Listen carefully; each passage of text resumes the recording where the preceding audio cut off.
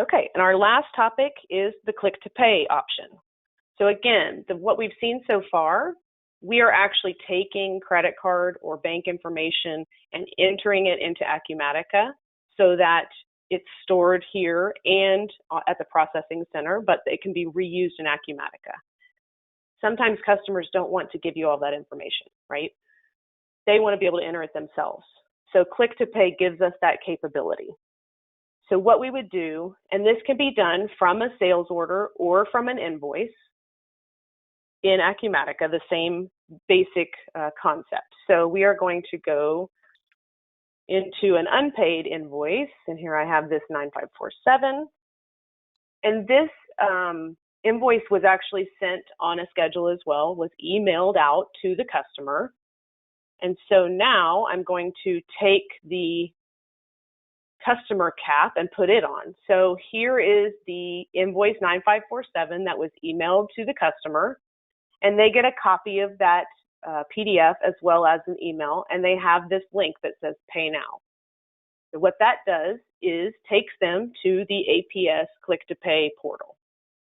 And what they see here is all open invoices. So here's the invoice that was sent out, but they also have this other outstanding invoice sitting there. So they can choose to pay multiple invoices at the same time, or we're just going to select this one that we have set up to pay right now.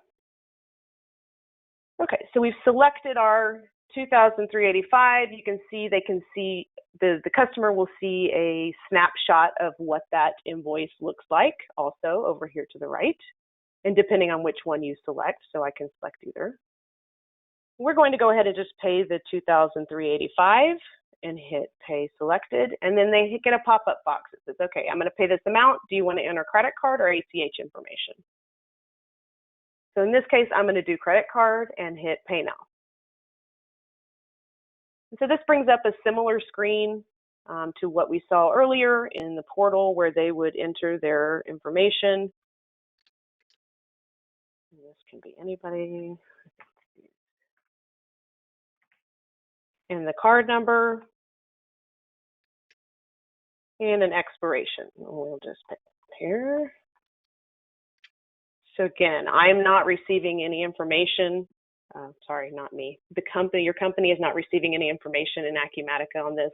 The customer is doing this all on their own. It does pull in based on their customer information that's linked to the invoice, the address information, which they can edit if they need to. Once they've entered the card, they can hit pay now. And it's going to bring up a receipt that they could print and keep on record with the transaction information and authorization code. So now we will flip back to Acumatica. And if we take a look at process click to pay payment, so as soon as that payment was entered in the portal by your customer, I have it here that I have a new payment that needs to come into Acumatica. So I can click here. Once again, this can be put on an automatic schedule if you don't want to have to come in here and see what's available.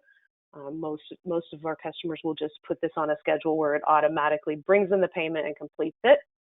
So I will process our newly received payment here, and then we'll take a look at that invoice.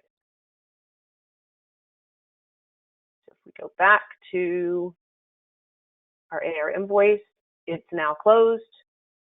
The click to pay payment that came into the system via the integration has applied here. I can go to applications and see that new payment.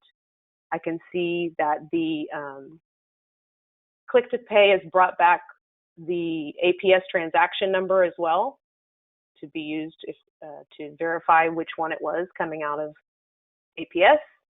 And it's closed both the payment and the invoice without anyone having to do anything. So if you're bringing those click to pay payments into Acumatica on a schedule, nobody touches it, it just closes out the invoice and it's ready to be deposited, ready to be marked off on the bank rec. So with Acumatica integrated payments, you can process credit card and ACH payments on a sales order, on an invoice. You can do partials, and you can also use click to pay to have your customer enter that information to pay open invoices. and all of that comes back in and is integrated in Acumatica from start to finish.